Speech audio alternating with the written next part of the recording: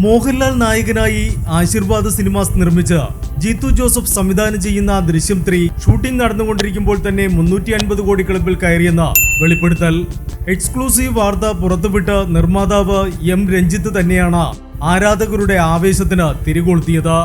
Shooting നടന്നുകൊണ്ടിരിക്കുമ്പോൾ തന്നെ ഇന്ത്യയിലെ ഒരു പ്രാദേശിക ഭാഷാ ചിത്രത്തിന് ഇത്രയും വലിയ ബിസിനസ് ലഭിക്കുന്നത് ആദ്യമായാണ്.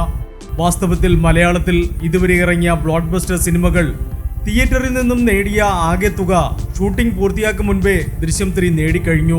ഈ പ്രീ ബിസിനസ് ഡീലിലൂടെ മലയാളത്തിൽ ഏറ്റവും വലിയ പണം വാരി ചിത്രമെന്ന റെക്കോർഡും ദൃശ്യം 3 സ്വന്തമാക്കി.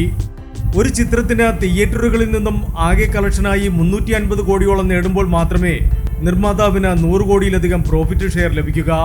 ദൃശ്യം 3യുടെ തിയേറ്റർ, ഓവർസീസ്, ഡിജിറ്റൽ അവകാശങ്ങൾ പനോരമ സ്റ്റുഡിയോ സ്വന്തമാക്കിയതോടെയാണ് മലയാള സിനിമയുടെ ചരിത്രത്തിലെ തന്നെ സ്വപ്നതുല്യമായ ഈ 3 അക്ക മാന്ത്രിക സംഖ്യയിലേക്ക് റിലീസിന് മുമ്പേ ചിത്രം എത്തിച്ചേർന്നത്.